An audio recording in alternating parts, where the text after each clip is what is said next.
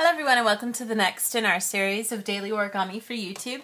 Today we're going to continue with our theme of looking at some traditional origami, and today we're going to make a star, and this particular star is a six-sided star, and six-pointed star I should say.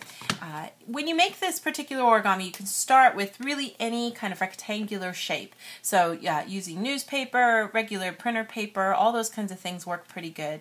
You can also cut your paper down. You can fold origami paper in half or just take off a third of it. That's what I kind of did. I'm using paper that's 15 by 10 centimeters to kind of give you an idea, and I'll let you guys know the finished dimensions of everything when we're done.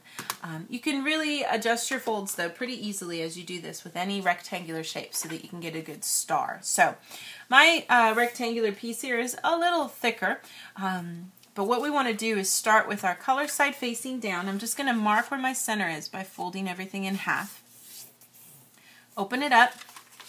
And then we want to get a equilateral triangle so that we can work from there to make our star. So I'm going to take this left side, and I'm going to take the left top corner and fold it to that center crease I just made. I'm going to turn things to the side here to make it a little easier. And I'm going to make a diagonal crease that goes right over to that bottom left point, which is now my top left up there. Taking this point and bringing it straight to the center. Try to line that up as good as you can and then smooth out that crease. That's going to give you a really nice edge there to work with. And then if you take the other side and you fold over so that you match even with that edge, and you bring the whole side essentially even with this left side here, you will get an equilateral triangle. So this side, and then the side hiding behind are the same. Now, if you have a more narrow paper, you'll have more excessive paper still remaining here. If you have a lot, all you have to do is just keep folding and wrapping it around until you can tuck away a side without having any extra. So I've got this little bit here. If I turn over and fold up, you'll see it does line up nice and even here, and I can get a nice even crease at the edge. And then I'm just going to tuck it away by hiding it behind. Now if you had excess paper, you might need to fold over and then wrap around again. Either way works as long as you can get it all kind of hidden away so that you don't have any more showing anywhere.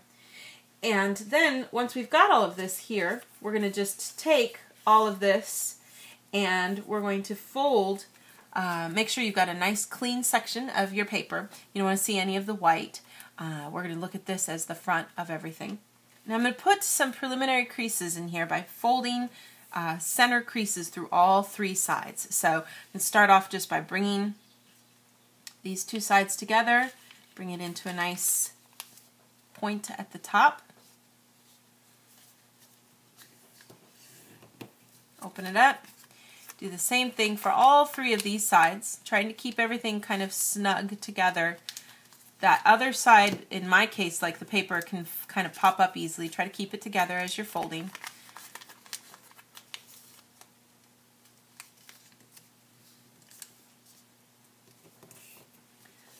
So get all three of those diagonal creases folded there. And then I'm going to take each of the four corners and fold into the center here, making a crease. Open it back out again as you do this. So you're folding right to where all those creases crisscross right there in the middle.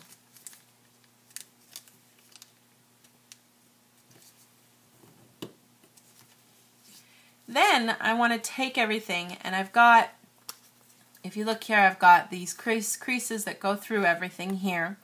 And I'm going to create a new crease that goes from this point here right in the middle and comes up to that other side. And so essentially I'm taking this tip and folding it straight forward all the way to the other edge. And it should all line up good there. And what you should wind up getting is this nice creased edge here, and then that crease from before right above it, making kind of a parallel set of lines.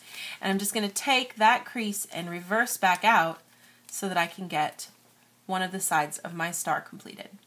And then we're just going to rotate around and do this for all of these, and you're just going to be folding straight up, straight across here, creating a good crease, and then folding straight out on that crease that we made before so that we can get the edge of the star sticking out. And then we'll do the last one here. And then fold back out. And in this case, I've got this little bit of star here that's got that white on it. I'm going to tuck it away because I do need to tuck some part away. And in my case, that's still on top here. So I'm just going to tuck it underneath here, and that's going to secure our star too. So you should have, you know, an alternating flap that's out, out, and out, and then have one that's tucked under, under, and under, so that you get all three of those underneath. And that gives you a completed star. So you've got all 6 sides, and you can flip it over if you want, but it doesn't look as good. And in my case, when you have that extra bit of white, it does show, so I think it looks best from this side. And the dimensions for this little guy are, he's about 7 centimeters from any point.